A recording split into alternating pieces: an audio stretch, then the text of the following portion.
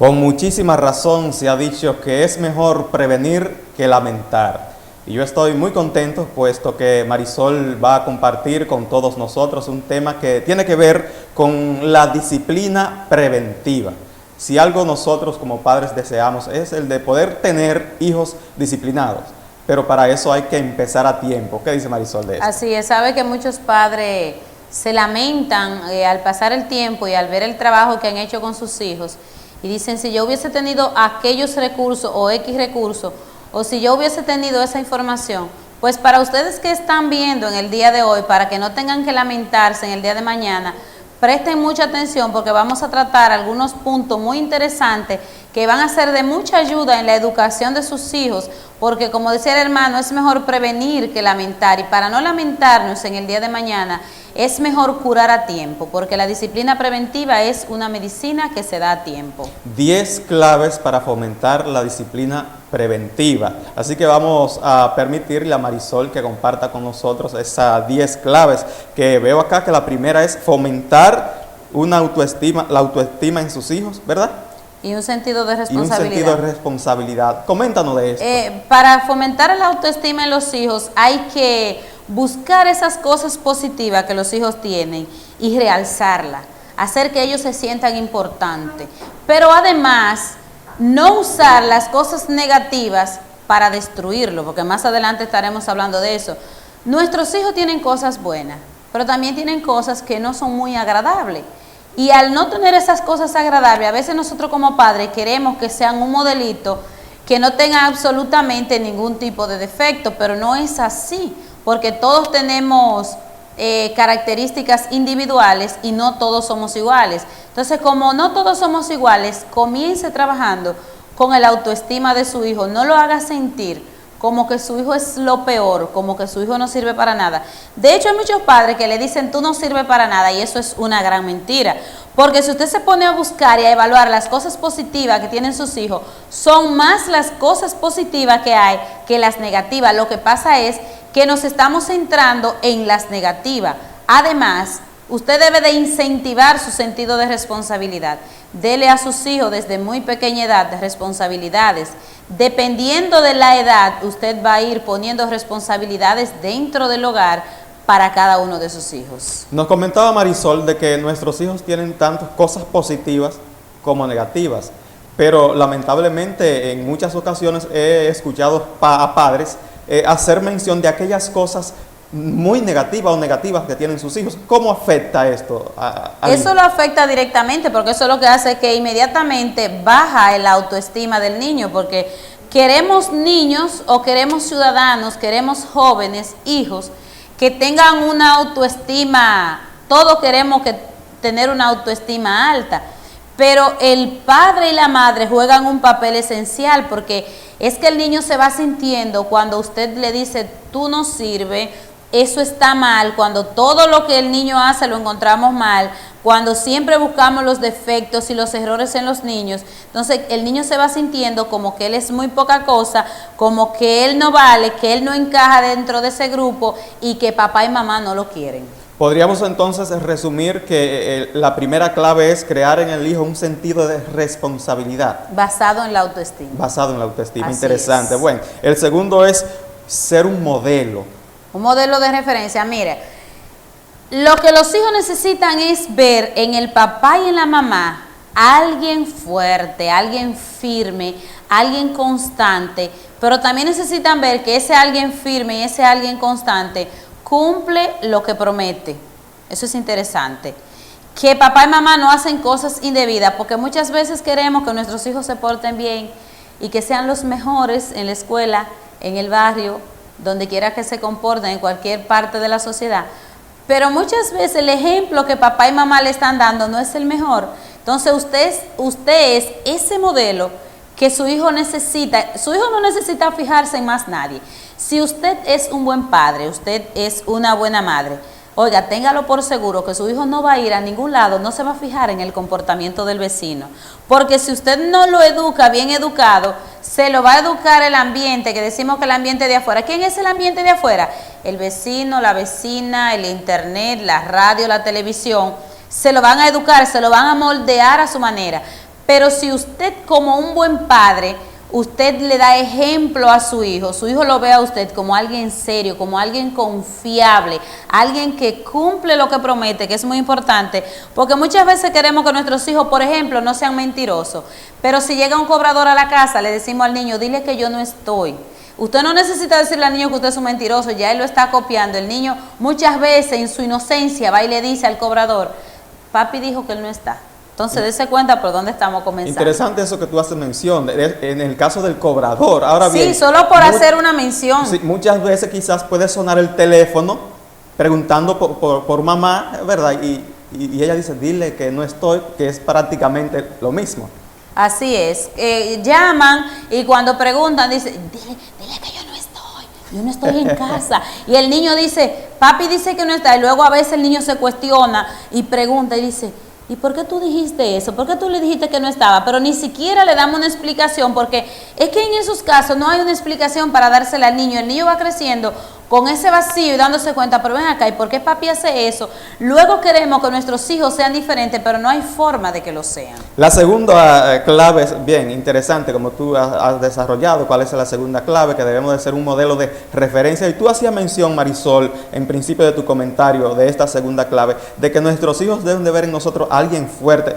Eso se podría malinterpretar, de ver en a alguien padre, fuerte. No, porque cuando nosotros nos referimos a ver a alguien fuerte, es una persona clara, una persona centrada, a una persona que cumple sus compromisos. Eso es una persona fuerte.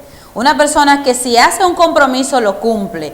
Una persona que si tiene una deuda la paga. Eso, no me estoy refiriendo a una persona fuerte, que castiga, agresiva, que domina. Que no perdona. No, ya eso es otro tipo de persona, ya esos son otro tipo de definiciones. O sea que el amor debe de estar presente, sí, aún en esa fortaleza. Aún así, y luego más adelante también vamos a hablar sobre eso, porque el amor juega un papel muy importante en lo que es la disciplina de nuestros hijos. Bien, la tercera regla es darle participación en el establecimiento de las reglas en la casa. Coméntanos sobre esto, Marisol. Los hijos necesitan estar empapados de las reglas que ellos van a cumplir. ¿Cierto? Si nuestros hijos están ajenos a una regla que luego vamos a venir a imponerle, van a ser totalmente desconocidas para ellos. Ellos no saben de qué le estamos hablando. Pero si estamos estableciendo las reglas en casa y los hijos están ahí, si hay un horario de llegada a la casa, los hijos deben de estar cuando se está elaborando. No solamente lo va a elaborar uno de los padres, sino que toda la familia se va a sentar y van a elaborar esas reglas, que deben ser pocas las reglas. No deben ser un montón de reglas y que ellos no lo entiendan, sino que las reglas deben de ser unas cuantas y que nuestros hijos entiendan esas reglas y deben de estar presentes. ¿Por qué? Porque ellos van a ser parte de la elaboración de esas reglas. Luego ellos no pueden alegar desconocimiento, porque ellos la conocen. ¿Se debería de tomar en cuenta la edad al establecer las reglas o claro todas las reglas? No, porque, por ejemplo, a un niño de 5 años no se le puede aplicar un castigo igual que a un adolescente de 15. A un adolescente de 15 usted podría dejarlo 2 semanas sin salir de la habitación después que llega del colegio hasta X hora. Pero a un niño de 5 años usted no puede aplicarle esa misma regla. A un niño de 5 años lo más que usted puede dejarlo 2 o 3 días para que él vaya entendiendo. Porque si las reglas también hay que tomar en cuenta, si las reglas son demasiado duras, luego se van a acostumbrar a ellas o también van a volver a cometer el error porque me va a dar lo mismo porque ya me acostumbré a ese tipo de reglas. Y si son muy flojas también, porque hay padres que a veces ponen una regla y luego le da penita con los hijos y como tienen pena, ay hombre, pobrecito, mírale la carita que tiene, mírale la carita que pone. Entonces, ¿qué es lo que hacen los hijos? Que cuando los hijos ven que los padres son débiles, los hijos juegan con ellos. ¿Cómo podría ser el niño afectado cuando se establece una norma y no se ejecuta? El niño es afectado porque el niño va a ir creciendo con un carácter débil e irresponsable.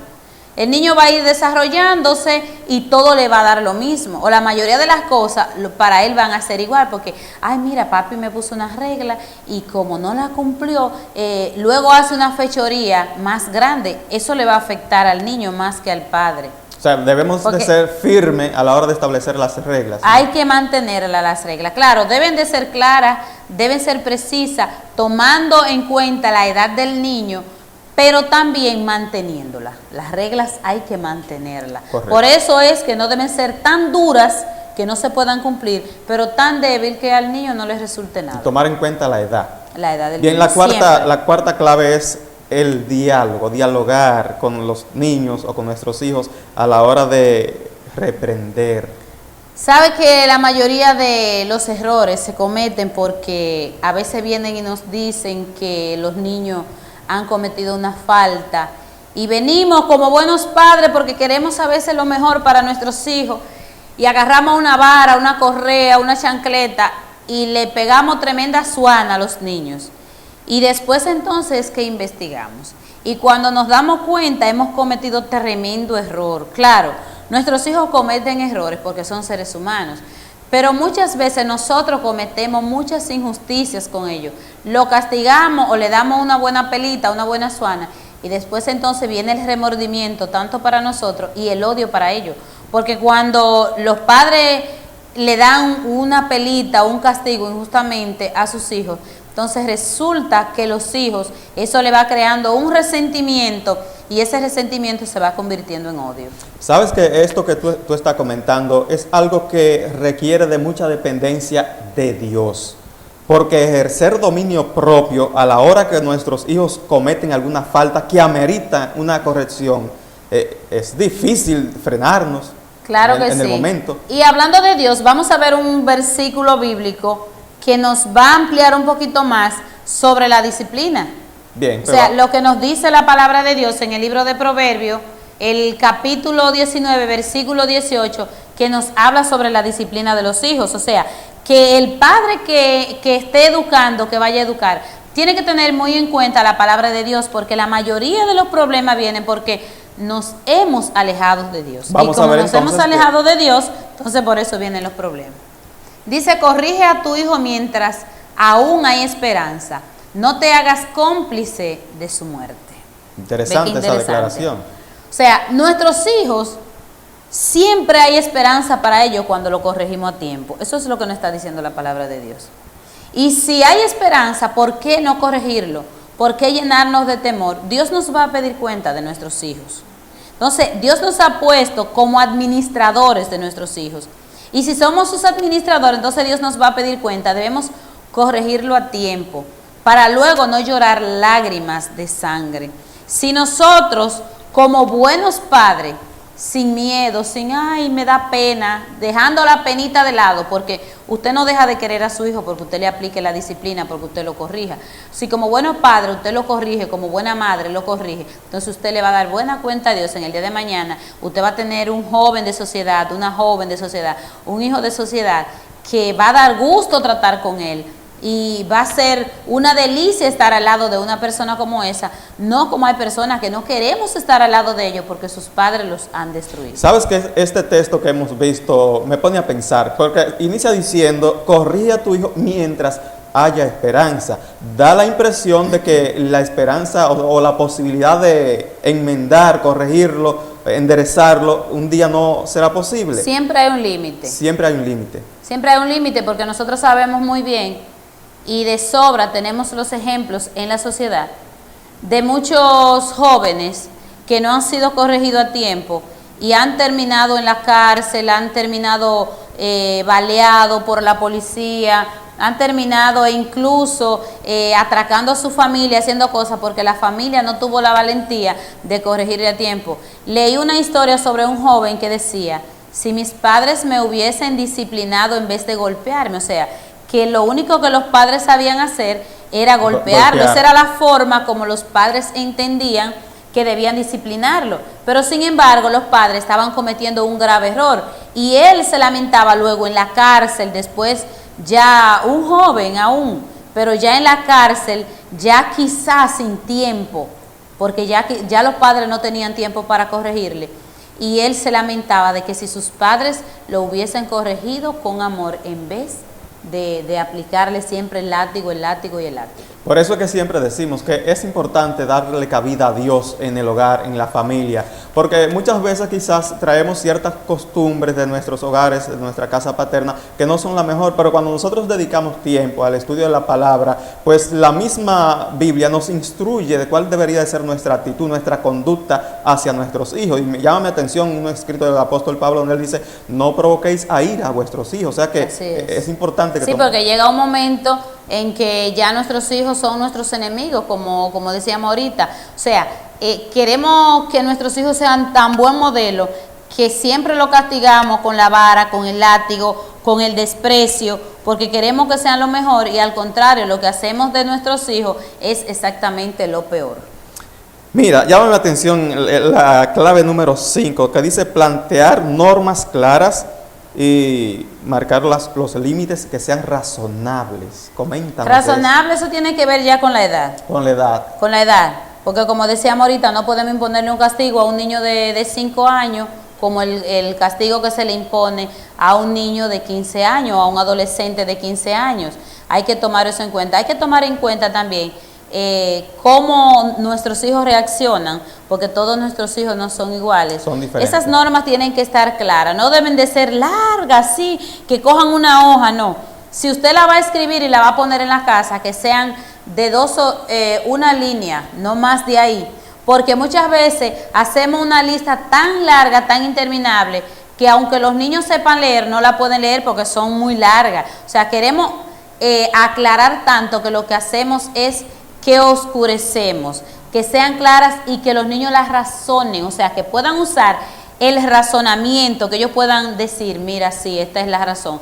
Y teniendo en cuenta que cuando se van a plantear, toda la familia debe de estar reunida, como ya decíamos antes, también tomando en cuenta de que el niño las entiende y que usted le explique cuál es la razón de esa norma y si él la viola entonces, ya cuál sería la sanción, cuál sería el castigo para esa norma. Tan interesantes como las claves que han pasado. La número 6, respetar los derechos personales y los sentimientos de nuestros hijos.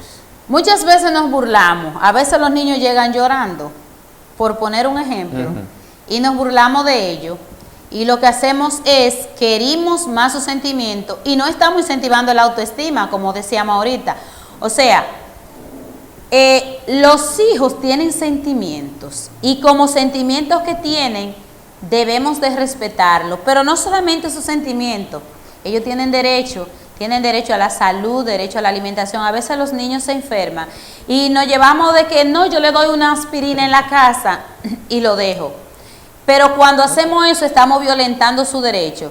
Muchas veces el niño tiene horas y horas de hambre y no tomamos en cuenta de que el niño no es igual que el adulto y que las horas de comida del niño no son las mismas que la del adulto. Entonces, como no tomamos eso en cuenta, estamos violentando sus derechos y estamos incumpliendo un deber como padre. Vamos a la número 7, entonces, disciplinar siempre con amor. El amor siempre debe estar presente, el amor debe comenzar desde el primer punto hasta el último.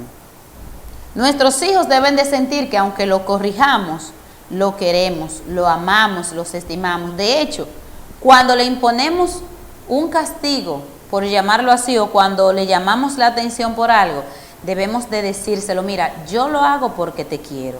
Debo de abrazar a mi hijo, debo de abrazar a mi hija, debo de darle cariño y aún así mantener la postura de corregirlo. Aún así, si te va a quedar una semana dentro de tu habitación, aún así debo todos los días darle su abrazo, darle su beso, darle cariño, no hacerme su enemigo, porque muchas veces, porque el niño ha cometido una falta, lo que hacemos es que nos convertimos en enemigos del niño y lo rechazamos. Entonces no estamos trabajando en la autoestima del niño y lo que estamos haciendo es destruyendo a nuestros hijos, como nos dice la palabra de Dios. La número 8, la clave número 8, Marisol, no perder de vista las señales de peligro dadas por el niño. Coméntanos de esto. Nuestros hijos no viven solo en la sociedad, nuestros hijos se relacionan con otras personas, además van a la escuela y otras personas van al hogar. A veces los niños sufren abuso físico y sexual. Muchos de nuestros niños están siendo violados en casa, violados sexualmente, violados psicológicamente, están siendo violados. Y muchas veces los padres no lo entienden, los padres no se dan cuenta porque no hay diálogo, no hay comunicación en la familia. El niño comienza a mostrar niveles de violencia, niveles de agresividad. Usted conoce a su hijo, usted sabe que el niño está cambiando, que el niño tiene una postura que no es la misma, y como no es la misma, entonces usted debe de ver, el niño pudo haber sido abusado en la escuela, pudo haber sido abusado por un vecino, porque abuso no solamente es sexual, puede ser que el niño haya sido agredido verbal por alguien, pero el niño no es igual que un adulto sabe cómo responder y sabe cómo comportarse. Entonces usted debe de tener en cuenta cómo es el comportamiento del niño y por qué el niño está cambiando. Interesante, interesante. Número 9, ofrecer nuestra ayuda sin presiones, ni acondicionamiento, ni condiciones. Cuéntame. Nosotros casi siempre estamos, mira, si tú haces esto, yo te doy aquello. Los hijos necesitan contar siempre con los padres, sin importar que se hayan equivocado. Los hijos siempre se van a equivocar porque ellos están aprendiendo, pero necesitan saber que cuentan con sus padres. Necesitan saber que aunque se hayan equivocado, esos son sus padres como quiera. Necesitan saberlo y necesitan sentirlo. Y nosotros no debemos de resentirnos de una manera que nos convirtamos en sus enemigos, como le decía ahorita. Si nos convertimos en los enemigos de nuestros hijos, entonces ya todo está perdido, porque ellos cuentan con usted como padre, como madre. Entonces, si usted se convierte en su enemigo, entonces ya no hay para dónde ir, porque a dónde quién vamos a ir. Correcto, correcto, eso es así. Han sido muy interesantes estos puntos que tú has traído, estas 10 claves para mejorar, ¿verdad? Fomentar la disciplina en nuestros hijos. Vamos a ver entonces, Marisol, la número 10, permita que la comunicación en su familia fluya. Todo debe el hijo debe de tener la confianza de decirle al padre, a la madre cómo le fue en la escuela, si tuvo problemas con algún niño, si alguien lo violentó. El niño debe tener esa confianza, pero además ellos deben de ver en los padres que los padres se comunican. Si ven al papá y a la mamá siempre peleando, siempre dicho en buen español, en buen dominicano, refunfuñándose, tratándose mal, la comunicación ahí en ese caso no le ayuda. Ellos deben de ver un ejemplo. Recuerde que decíamos ahorita que usted es el ejemplo de su hijo y que él debe de verlo a usted como ese ejemplo fuerte. Entonces él debe ver que la comunicación, que no se anden peleando, que por todo sea un pleito, que por todo sea una garata en la casa, que por todo se forme un problema. Los niños no necesitan eso porque eso no le ayuda en su salud mental, y como no le ayuda en su salud mental, entonces eso lo va a ir bajando su autoestima y va a ir disminuyendo hasta su salud física. Hay muchos niños que de hecho hay una comunicación tan cerrada o tan mala dentro del hogar que los niños hasta se enferman. Marisol, este tema ha sido maravilloso. Yo sé que mucho de nuestro público se ha beneficiado de este tema que tú has traído. Esperamos que estos consejos puedan ustedes tomarlos muy en cuenta a la hora de implementar la disciplina con sus hijos. Como siempre se dice aquí, recuerde que Dios está interesado. Dios quiere que tengamos salud. Que tengamos salud y sobre todo que nuestras familias vayan con nosotros al reino de los cielos. Continuamos. Así es.